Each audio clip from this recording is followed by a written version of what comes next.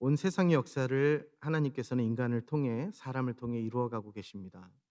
수십억 명의 사람들이 이 땅의 역사와 함께 더불어 하나님의 나라 역사를 써내려가면서 과연 어떠한 사람들을 하나님께서 쓰시고 어떠한 사람들이 이 세상의 역사와 하나님의 역사를 이끌어가는가, 과연 누가 리더십인가라는 것을 생각을 할 때에 많은 사람들은 지식이 많은 사람들이 이 세상을 이끌어가는 사람일 것이다라고 생각을 합니다.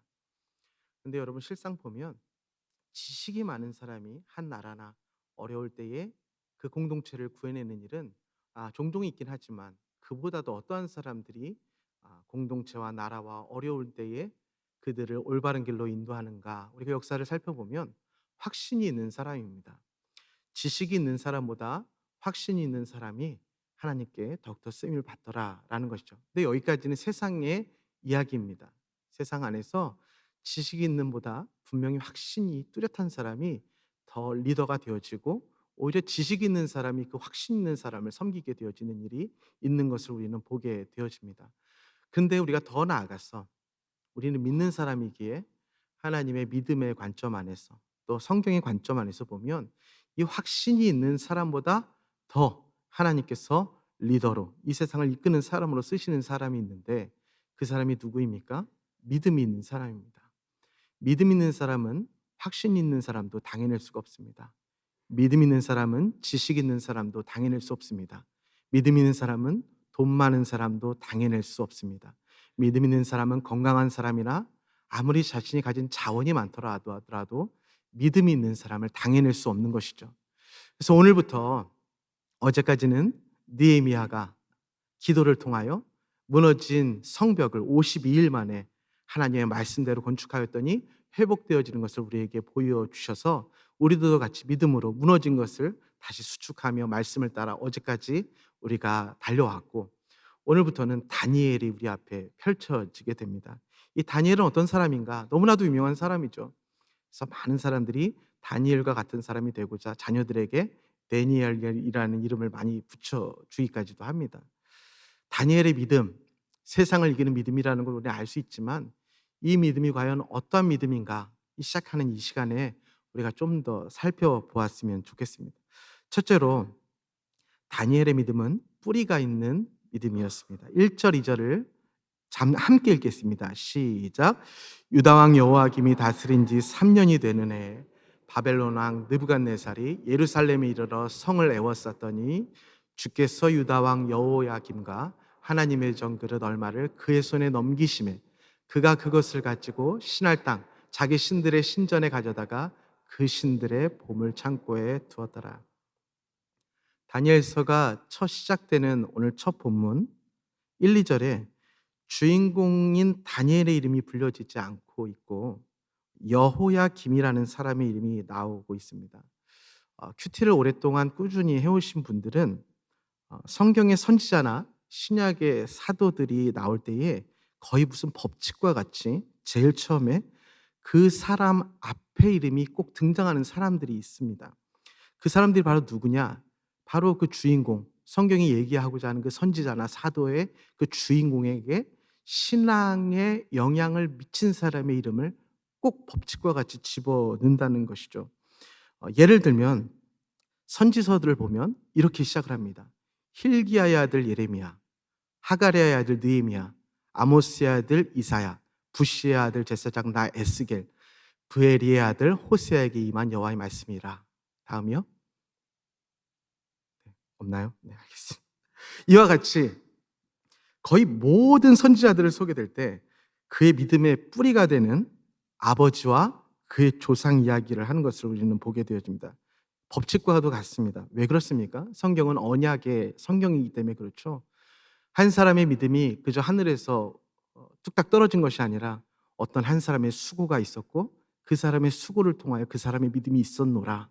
너희도 그 자손들에게 하나님의 믿음을 이렇게 전수해야 한다는 하나님의 언약의 신학이 흘러가고 있는 그것을 우리에게 보여주기 때문에, 반드시 선지자나 어떤 사도들을 소개할 때에 무슨 법칙과 같이 앞서서 그의 믿음에 영향을 준 자를 소개를 하고 있는 것을 보게 됩니다. 그런데 오늘 다니엘서를 보는데 다니엘 앞에도 먼저 소개된 사람이 있다라는 것이죠. 그 사람이 바로 우리가 읽었듯이 여호야김이라는 사람입니다. 그러면 모든 선지자들을 하나님께서 소개할 때와 동일하게 이 다니엘에 앞서 소개한 바로 이 여호야김이 다니엘과 그의 세 친구에게 어떠한 영향을 끼쳤는가, 과연 믿음의 영향을 끼쳤는가라는 것을 한번 좀 살펴보았으면 좋겠습니다. 예레미야 36장에 보면 여호야김 왕에 대하여 이렇게 성경에서 이야기를 하고 있습니다. 같이 읽겠습니다. 시작. 또 유다의 여호야김 왕에 대하여 이와 같이 말하기를, 여호와의 말씀에 내가 이 두루마리를 불사르며 말하기를, 내가 어찌하여 바벨론의 왕이 반드시 와서 이 땅을 멸하고 사람과 짐승을 이 땅에서 없어지게 하리라 하는 말을 이 두루마리에서 기록하였느냐 하다. 그러므로 여호와께서 유다의 왕 여호야김에 대하여 이같이 말씀하시느니라. 그에게 다윗의 왕위에 앉을 자가 없게 될 것이요 그의 시체는 버림을 당하여 낮에는 더위 밤에는 추위를 당하리라. 어찌된 일입니까? 성경의 모든 선지자들 앞에는 그에게 신앙에 영향을 미친 아버지라든지 그의 가족의 이름이 기록이 되어 있었는데, 다니엘에서만큼은, 다니엘은 더군다나 메이저 프로페트 아닙니까?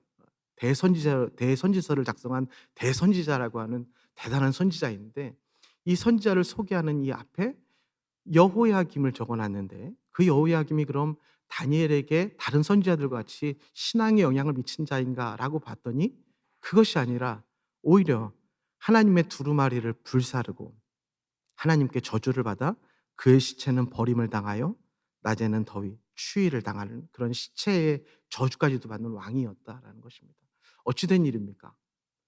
우리가 알고 있는 다니엘은 놀라운 선지자이고 믿음으로 세상을 이기는 사람인데, 어떻게 이 다니엘을 소개하면서 여호야김을 하나님께서 언급을 하셨는데 이 여호야김이 이러한 사람이란 말입니까? 여호야김은 특별히 돈을 사랑했습니다. 돈이라면 무엇이든지 했는데 산당을 위하여 제사를 드리고 이방 신을 섬기고 자신의 재물로 자신의 모든 사치를 부리며 심지어는 하나님의 말씀을 싫어하되, 우리가 읽었듯이 두루마리를 불살랐는데, 그것이 왜냐하면 선지자가 두루마리를 읽으면서 네가 하나님을 이렇게 떠나 이방인에게 제사하고 네가 하나님이 기뻐하시지 않는 일을 하기에 그 기뻐하시지 않는 자는 하나님께서 심판하시라는 그 말씀이 듣기가 싫어서 그 말씀을 불세운 그런 왕이었습니다. 그 왕의 통치 안에 살고 있었던 다니엘과 세 친구, 과연 이 믿음의 뿌리는 어디에서 나온 것일까요? 표를 하나 보도록 하겠습니다.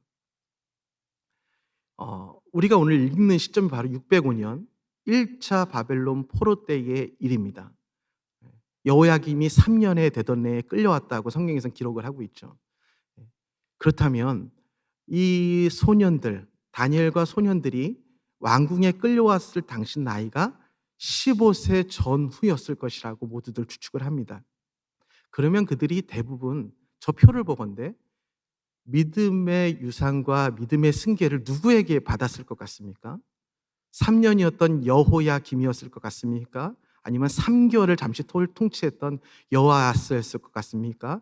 아니면 10년 이상을 배웠던 요시야 왕이었을 것 같습니까? 누구였을까요? 요시야 왕이겠죠. 요시야 왕이 어떠한 왕이었는가 우리가 한번 살펴보았으면 좋겠습니다. 열왕기하부터 한번 보겠는데요. 열왕기하 23장 한번 보겠습니다. 제가 읽겠습니다.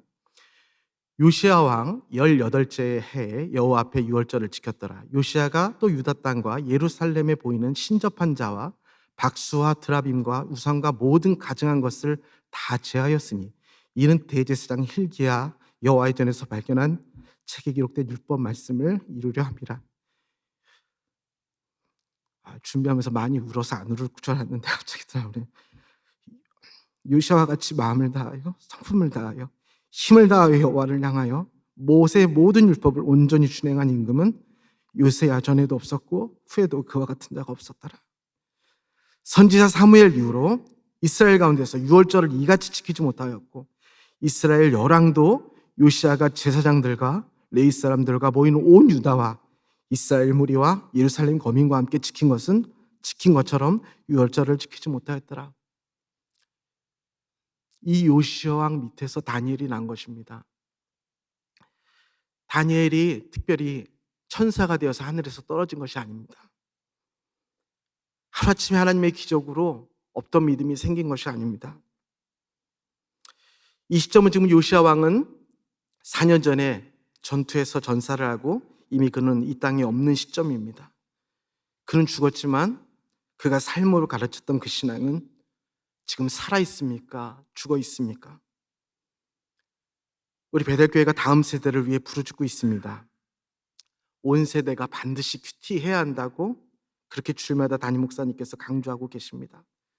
오이코스에 가족이 함께 나와 부모가 우리 가족이 하나님 앞에 기도하는 신앙의 레이어를 쌓아야 한다고 계속해서 우리는 선포하고 있습니다. 이것이 한낱 외치는 구호라고 생각하시는 겁니까? 여러분, 우리는 요시아의 길로 나아가야 합니다. 그렇게 요시아의 길로 나아가 산당을 허물고 제단을 허물고 하나님이 기뻐하시는 그 열왕도 드리지 못했던 유월절을 온전히 드린 그 요시아가 우리가 되어진다면 우리의 자녀들이 다니엘이 저절로 되는 것입니다. 그러나 우리가 여호야김처럼 돈을 사랑하고 하나님의 말씀이 나를 괴롭힌다고 해서 하나님의 말씀을 멸시한다면 그 하나님의 백성이 포로로 잡혀가게 되어진다는 것입니다. 여러분, 하나님께서 말씀하실 때에 요시아 길로 나아가십시오. 그것이 우리가 사는 길입니다. 부디 바라건대 여호야김의 길로 나아가지 마십시오. 그것이 눈에 보이는 돈이 많아 나를 치장하고 세상이 인정해 보이는 것 같지만 모든 것이 포로로 사로잡히게 되어지는 일이라는 것을 명심해야 하는 것입니다. 둘째로 다니엘의 믿음은 사로잡힌 곳에서의 믿음이었습니다. 3절, 4절, 5절을 보겠습니다. 왕이 환관장 아스부나스에게 말하여 이르되 이스라엘 자손 중에서 왕족과 귀족 몇 사람 곧 흠이 없고 용모가 아름다우며 모든 지혜를 통찰하며 지식에 통달하여 학문에 익숙하여 왕궁에 설 만한 소년을 데려오게 하였고 그들에게 갈대아 사람의 학문과 언어를 가르치게 하였고 또 왕이 지정하여 그들에게 왕 음식과 그가 마시는 포도주에서 날마다 쓸 것을 주어 3년을 기르게 하였으니 그 후에 그들은 왕 앞에 서게 될 것이니라 합니다. 4절에 보니까 데려오게라는 동사가 있는데 이것이 능동태로 쓰일 때는 오다라는 것으로 스트롱하게 쓰이지만 이렇게 수동태로 쓰일 때는 데려오게가 아니라 그 나탄이라는 단어 우리 수요일에 들었죠. 나탄이라는 동사는 수동태로 쓰여지게 되면 가져오다라는 의미가 굉장히 강하게 쓰입니다. 그래서 느부갓네살 왕이 이 소년들을 가져온 것입니다. 사로잡아 온 것이죠. 그를 포로로 삼기 위해 사로잡아 온 것입니다. 믿음의 뿌리가 확실한 다니엘, 그 친구들, 하나님의 기름이 충만한 이들도 포로로 잡힐 때가 있습니다. 왕족으로 살아도 귀족으로 살아도 포로로 잡히게 됩니다. 우리가 이 땅에 살아가면서 우리 또한 아무리 믿음이 좋을 때라도 혹시 죄를 지었을 때라도 우리는 때때로 포로로 무엇인가 또 누군가에게 사로잡히게 되어집니다. 사탄의 목적은 당신이 믿음이 있다면 그 믿음을 빼앗아 보고자 또 믿음이 없는 사람은 그 사람을 어두움 끝까지 끌고 내려가고자 사로잡으려고 하는 그 자가 바로 이 땅의 공중권세를 잡은 자이기 때문에 그렇습니다. 에베소서에 보니까 우리의 씨름은 혈과 육을 상대하는 것이 아니요 통치자들과 권세들과 이 어둠의 세상 주관자들과 하늘에 있는 악한 영들을 상대하는 것이라고 말을 합니다. 이들은 하늘의 공중의 권세를 잡고 우리를 사로잡으려고 하고 있습니다. 세상이 우리를 사로잡으려고 하는 것은 분명합니다. 우리를 하나님의 다스림에서 끊으려고 하는 것입니다. 그리고 그리스도의 그 은혜의 효력을 없게 하려는 시도입니다. 그러나 여러분, 우리는 그렇게 사로잡힌 곳에서 알아야 할 것이 있습니다. 하나님은 사로잡힌 곳에서도 살아서 역사하신 하나님이시라는 것입니다. 이 세상 살면서 누구도 그 사로잡힘에 자유로울 수는 없습니다. 우리가 육신을 입고 있고 이미 하나님의 도래가 임하였지만 온전하게 그때까지 기다려야 할 또한 하나님의 나라가 있기에 이 세상은 우리가 어두운 곳에서든지 밝은 곳에서든지 하나님의 살아계심을 보이며 살아가야 하는 믿음의 전투의 장입니다. 전투를 하다 보면 사로잡힐 때가 있습니다. 그런데 우리는 잊지 말아야 할 것이 그곳을 도망하거나 탈출해야 될 곳이 아니라는 것입니다. 그곳에서 하나님을 만나야 한다는 것입니다. 그곳이 하나님이 계시지 않아 탈출하려고 한다면 우리는 하나님이 기뻐하시는 길의 자리로 나아갈 수가 없습니다. 왜냐하면 하나님은 그곳에서 우리를 기다리고 계시기 때문입니다. 여러분이 지금 사로잡힌 곳이 어디세요? 경제적인 이유로 사로잡히셨나요? 건강의 이유로 사로잡히셨나요? 자녀의 이유로 사로잡혔나요? 아니면 나의 죄 때문에 아직 회개하지 못해서 그 죄로 인하여 사로잡히셨나요? 그곳에 하나님이 계십니다. 그곳에서 하나님이 여러분을 기다리고 계십니다. 그곳에서 하나님을 만나시기 바랍니다. 바로 그 사로잡힌 곳에 바로 이 다니엘과 세 친구의 믿음이 있었다는 것을 우리에게 보여주고 있습니다. 셋째로 다니엘은 이름이 바뀌는 곳에서 믿음을 드러냈습니다. 6절 7절입니다. 그들 가운데는 유다 자손 곧 다니엘과 하냐냐와 미사엘과 아사랴가 있었더니 환관장이 그들의 이름을 고쳐 다니엘은 벨드사살이라 하고 하나냐는 사드락이라 하고 미사엘은 메삭이라 하고 아사랴는 아벳느고라 하였다라고 이야기를 하고 있습니다. 느부갓네살이 다니엘과 세 친구를 사로잡고 포로로 잡아오자마자 한 일이 있습니다. 그들은 사실 정치적으로 잡혀왔기 때문에 그렇게 힘든 노역이나 어려운 일들, 또 고문이나 학대를 당하지는 않았죠. 왜냐하면 왕족과 귀족들에게서 사로잡아온 그들은 바로 자신들의 포로로 자들이 삼고 있는 나라의 지도자들로 세워서 그 나라를 포섭하기 위한 정치적인 이유가 있었기 때문에 이들의 사상을 고치고 이들의 모든 것들을 바꾸어서 자신들의 편으로 만드는 정치적인 목적이 있었습니다. 그러기 위해서 가장 먼저 했던 일이 바로 무엇이냐면 그들의 이름을 바꾸는 것이었습니다. 그들의 이름이 어떻게 바뀌었나 잠시 표로 보시면 이렇게 바뀌었습니다. 다니엘, 하나님은 심판자이시다는 이름을 벨드사살, 벨이 총애하는 자, 우상의 이름을 넣었죠. 하나냐, 여호와는 친절하시다. 그 이름을 바꿨는데 사드락으로 바꿨는데 태양신에게서 빛을 받았다. 그리고 미사엘, 하나님과 같은 자가 없다라는 이름을 메삭, 누가 사크 여신과 같으랴. 그리고 또 한 명 아사랴, 여호와는 나의 도움이시다라는 이름을 아벳느고, 불의 신 느고르의 신실한 종. 무슨 말입니까? 하나님의 흔적을 지우겠다는 거죠. 그리고 너는 내가 사로잡아온 우리의 신들을 따르는 사람이라는 정체성을 그들에게 사람의 권위와 사람의 어토리티로 그들에게 부여를 하고 강제적으로 그들의 이름을 갈아치우는 것을 보게 되어집니다. 한국에 특별히 한국에서 살아가는 사람들은 인생을 삶에 있어서 가장 명예로운 일이 바로 무엇이라고 주로 얘기를 하냐면 이름을 남기는 것이라고 생각합니다. 그로 인해서 생겨난 또 우리가 자주 듣게 되어지는 사자성어들이 있습니다. 호사유피, 인사유명. 호랑이는 죽어서 가죽을 남기고 사람은 죽어서 무엇을 남겨요? 이름을 남긴다. 입신양명. 굉장히 제가 좋아하는 어르신이 좋아하는 단어이신데요. 입신양명. 몸을 바로 세워서 이름을 널리 알려라 라는 것을 늘 강조하며 자녀들에게 가르치는 것이 한국 사람인 것 같습니다. 여러분, 근데 그 이름을 바벨론 왕 느부갓네살이 바꾸었다고요. 우리의 이름은 언제든지 바뀔 수가 있습니다. 그 이름이 하나님이 지으신 이름에도 불구하고 이 느부갓네살이 사로잡은 이상 그들의 이름마저 바뀌어서 그들의 하나님을 지우고자 세상은 계속해서 우리의 이름을 바꾸려고 하고 있습니다. 지난 화요일 저희 사역자들이 화요일마다 모여서 운동을 하고 나서 담임 목사님이 주재하시면서 회의를 하기 전에 큐티 나눔을 합니다. 큐티 나눔을 하면서 담임 목사님이 이번 주에 저한테 그걸 물어보셨어요. 한 두 사람에게 이런 걸 물어보셨는데 담임 목사님은 부모님을 따라오셨기 때문에 한국에서 미국으로 이민을 떠나오는 그 사람의 마음이 어떨까가 굉장히 궁금하시다고 하시더라고요. 그래서 박 목사는 어떠냐고 물어보실 때 저는 그랬어요. 저는 목사님 저는 2번 왔잖아요. 저는 미국 이민을 2번 왔거든요. 처음에는 아내와 아이를 잃고 너무 힘든 나머지 회피하려고 왔고 두 번째는 제가 정말 은혜를 받고 나서 이민교회에 대한 사랑하는 마음이 생겨서 왔습니다라고 이야기를 하면서 이 말씀을 준비하면서 같이 오버랩이 되는 게 있는 거예요. 뭐냐면 제가 첫 번째 미국에 이민을 왔을 때 잘 살아간다고 열심히 살아가다가 그렇게 미국의 신분 때문에 갑자기 한국으로 모든 7년의 일들을 정리하고 15일 만에 들어갔을 때에 제가 아무것도 없었잖아요. 신학교도 졸업 못했고 돈은 주머니에 4불이 전부였고 한국의 공항에 떨어졌더니 갈 데가 없어서 먼저 제가 들어간 곳이 아내를 그나마 편하게 해주겠다고 장인 어르신 집으로 들어갔습니다. 그래서 그 방 안에서 3년을 넘게 살았습니다. 첫 번째로 사로잡혔죠. 두 번째, 부르심이 있어서 사명을 포기할 수가 없었습니다. 그래서 신학교는 계속해서 이어가야겠는데, 또 제가 아무 사불밖에 주머니 없는 사람이 그래도 명색이 가장인데 아무런 경제 활동을 하지 않고 그 어려운 상황에 어떻게 아내를 모르는 것처럼 할 수 있겠습니까? 그래서 낮에는 일을 하고 밤에는 신학교를 다닐 수 있는 일을 구해서 밤에 신학교를 다녔습니다. 적어도 사역을 하는 사람 입장에서 야간 신학교를 다닌다는 건 또 하나의 사로잡힘 아닐까요?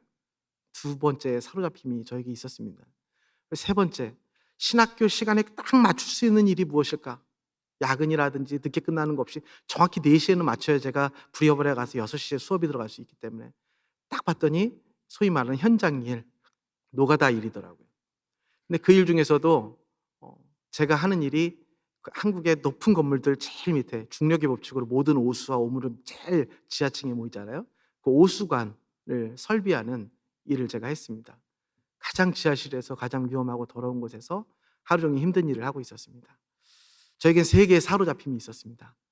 근데 그 힘든 일을 하면서 참 재밌는 게 뭐냐면, 저는 그때도 전도사님이었고 이제 그때 안수받아서 목사로 바뀌어서 목사도였는데, 근데 그 지하실에서는 저의 이름이 바뀌는 거예요. 뭐로 바뀌었냐면 박씨더라고. "어이 박씨. 어이 박씨." "아 예. 박씨." 그러는데 거기서 저의 이름은 박씨로 바뀌어 있었습니다. 사로잡힌 곳으로 가면 이름이 바뀌게 되어 있습니다. 예. 그 이름이 바뀐 곳에서 탈출하려고 했습니다. 저의 이름을 다시 찾으려고 했습니다. 그래서 열심히 탈출을 하려고 했지만 한국이라는 사회 자체가 어느 한 구조 속에 들어가 있으면 그 가난과 어려움을 내 힘으로 극복하는 것이 참 쉽지 않은 사회이죠. 집도 없고 백도 없고 힘든 일하고 있고 야간 신학교를 하고 있는 곳에서 제 이름마저 바뀌어 있는 이 상황. 그냥 탈출하고 싶었습니다. 이곳에는 하나님이 계시지 않으니까. 내가 가장 싫어하는 환경에서 나를 사로잡고 있고 내 이름을 바꾼 이 사건을 그저 탈출하고 싶었습니다. 탈출하면 할수록 더 저를 강하게 사로잡는 것을 제가 느낄 수가 있었습니다. 그때 끝까지 갔다라고 생각할 무렵 처음으로 제 죄를 보게 되어지고 하나님 앞에 회개를 하였습니다. 그랬더니 그곳에 하나님이 계시더라고요. 그래서 처음으로 탈출하고 싶은 마음이 안 들기 시작했어요. '이대로 살 수 있겠다. 이렇게 평생을 살아도 살 수 있겠다.' 왜냐하면 하나님이 여기 계시니까. 그런 마음이 처음으로 들었어요. 근데 제가 재밌는 건 그 시점에 제가 회개하고 다시 한번 이 힘들고 사로잡힌 환경에 내 이름이 바뀌는 환경이 탈출해야 될 곳이 아니라 내가 살아갈 수 있는 하나님이 함께 하시는 곳이라는 걸 인정된 순간, 그 즈음에 제가 장례를 인도하러 인제 다니기 시작했거든요. 장례를 다니는데 그때 저에게 그런 광경이 들어오는 거예요. 한국은, 미국도 그렇지만 사회에서 활동을 많이 하면 많이 할수록 그 장례식 들어가는 입구에 뭐가 쫙 있습니까? 조화, 화환들이 쭉 깔려 있습니다. 어디 회사, 어디 동호회, 어디 뭐 국회의원, 뭐 어디 시장, 뭐뭐 하면서 쫙 깔려 있는 만큼이나 그 사람이 어떤 사람이었는지를 많이 보여주는 것 같아요. 그런 걸 제가 보면서 처음으로 그런 생각이 했어요. 제가 죽는다면, 그리고 이게 제가 유언을 하고 죽는 수 있는 그런, 하나님이 제 연수를 다 차서 죽게 하신다면 제가 사랑하는 사람한테 꼭 이런 말을 하겠다고 저는 이야기를 하고 있어요. 뭐냐면, 뭐 조화를 보내주시는 걸 안 받을 수는 없잖아요.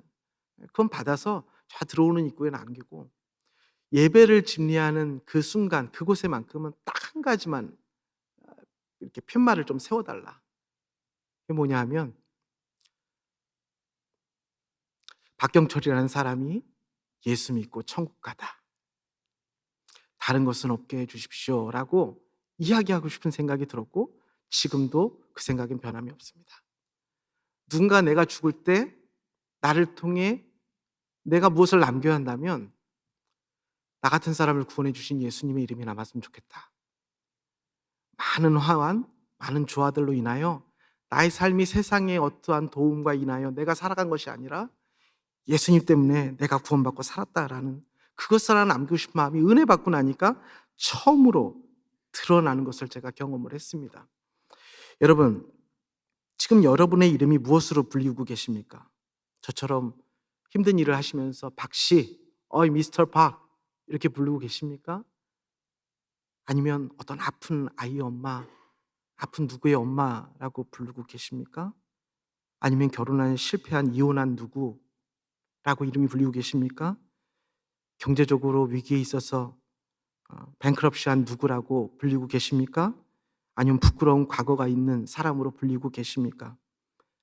반대로 김 사장님, 김 교수님, 무슨 의사 선생님, 변호사님, 대표님 이렇게 불리고 계십니까?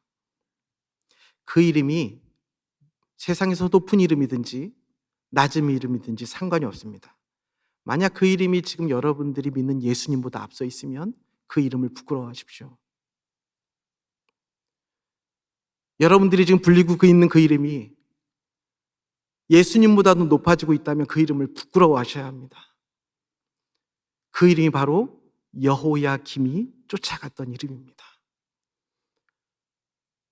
우리가 예수 그리스도의 이름을 내 삶에서 높여드릴 때에 그때에 나의 삶이 온전히 세상을 이기는 다니엘의 믿음이 되는 줄 믿습니다.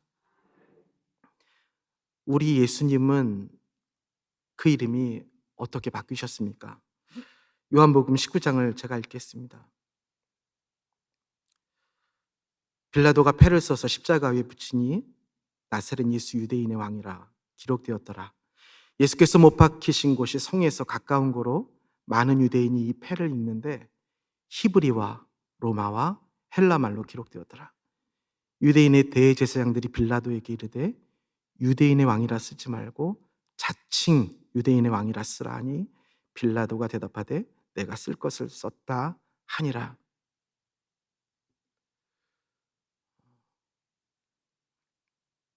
예수님의 머리 위에 달린 저 패는 사실 이름을 다는 패가 아니라 그 사람이 지은 죄에 대하여 그 죄목을 세상 사람들에게 알려드린 죄패였습니다.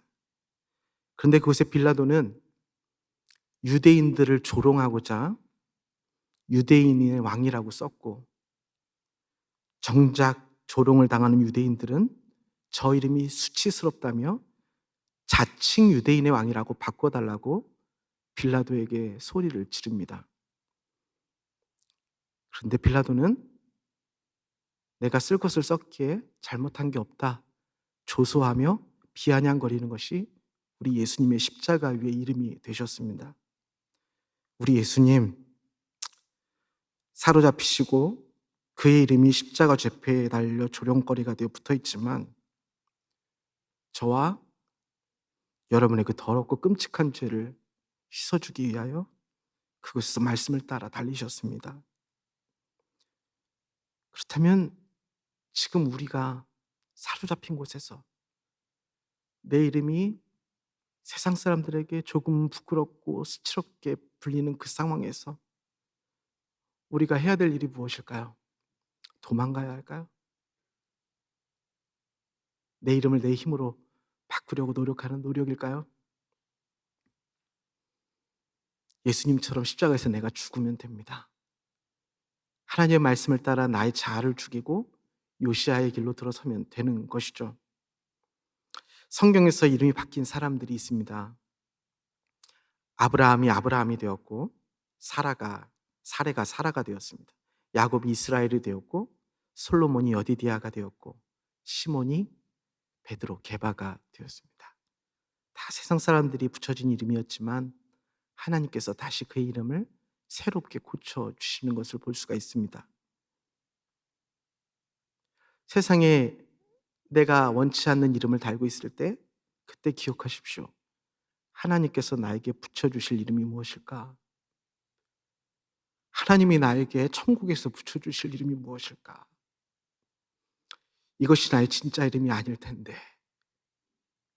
그 소망이 우리에게 있어야 하지 않겠습니까? 디트리히 폰 회퍼라는 목사님이 계시죠. 그의 감옥에서 지은 곡조, 지은 시에다 붙인 곡조로 붙인 선한 능력으로라는 찬양을 우리 통해 많이 알려진 목사님입니다. 근데 그분이 한 가지 특징이 뭐냐면 보통 신학자 목사님 하면 호, 불호가 분명히 이렇게 갈라지는 것을 볼 수가 있어요. 왜냐하면 각 교단마다 신학적인 색채가 있고 따르는 교리가 있기 때문에 그 목사님과 그 신학자가 추구했던 교리나 그분의 목회 철학이 같지 않으면 다른 교단에서는 대부분 거론하지 않고 대부분 치부시를 합니다. 그래서 보통 신학자나 목회자들은 한 교단 안에서만 굉장히 유명하거나 굉장히 좋아하거나 또 저 교단에서 싫어하거나 이러한 일들이 보통 상식적인 일이거든요. 그런데 희한하게 이 본 회퍼 목사님은 보수적인 신학을 가진 교계나 조금은 자유로운 신학계나 심지어는 캐톨릭까지 성공회까지 이분을 너무나도 사랑하는 거예요. 근데 이분의 무엇을 사랑할까? 이분의 신학을 사랑하는 것일까? 물론 그의 신학도 있겠지만 이분이 사랑했던 예수 그리스도를 이 땅에서 살아내려는 그 몸부림을 모두 다 사랑하고 감동하는 것 같아요. 이분이 지은 책 중에 나를 따르라, 낙폴게라는 책이 있는데요. 그 중에서 나오는 한 부분입니다. 이분이 어떻게 세상이 감당하지 못하는 다니엘과 같이 그렇게 살아갈 수가 있었을까? 그 책에서 이렇게 이야기를 하고 있습니다. 값비싼 은혜는 밭에 숨겨진 보화다.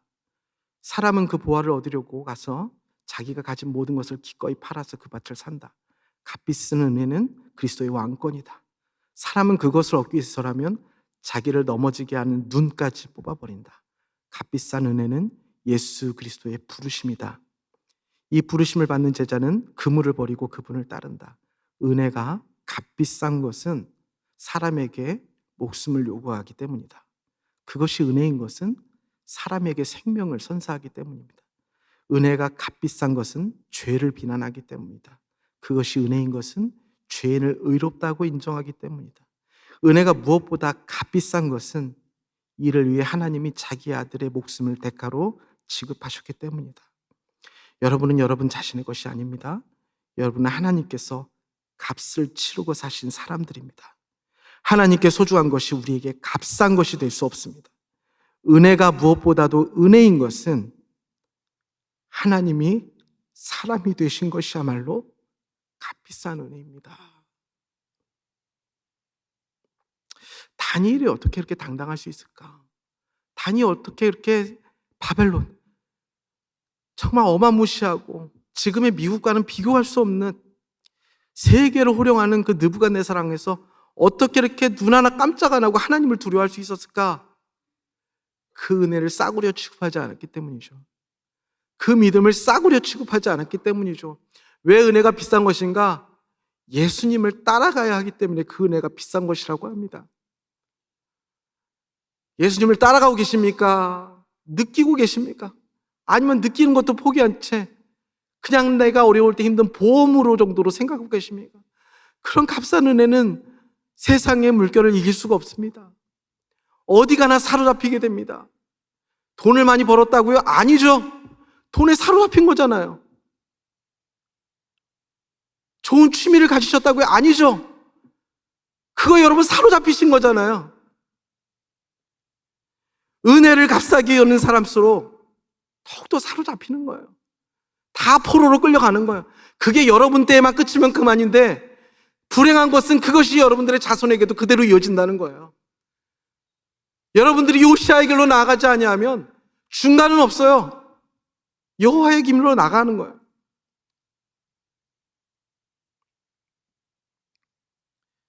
여러분, 다니엘의 믿음은 그 은혜의 믿음의 값을 세상의 모든 것보다 비싼 것으로 아는 믿음이었고 그렇게 따라가는 믿음이었기 때문에 바벨론의 느부갓네살과 그 화려함과 그 크기와 그 무서움도 그 은혜와 그 믿음과 바꿀 수가 없었던 것입니다.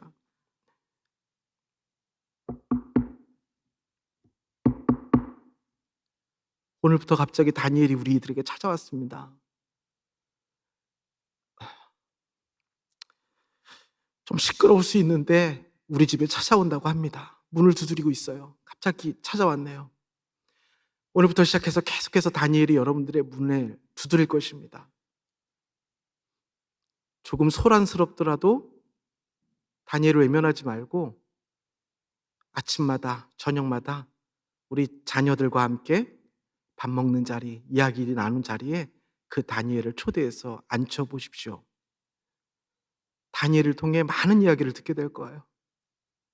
그리고 우리 가정이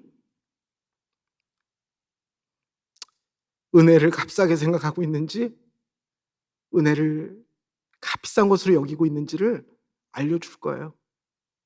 부디 바라건대 아침마다 큐티책 펴시고, 아침마다 유튜브로 아침 영상 켜시고, 나오실 수 있다면 새벽 예배 나오셔서 다니엘을 어지럽고 혼란한 우리의 삶과 우리의 가정에 초청하여서 함께 은혜를 누리는 나날들이 되시기를 주님의 이름으로 축원드립니다.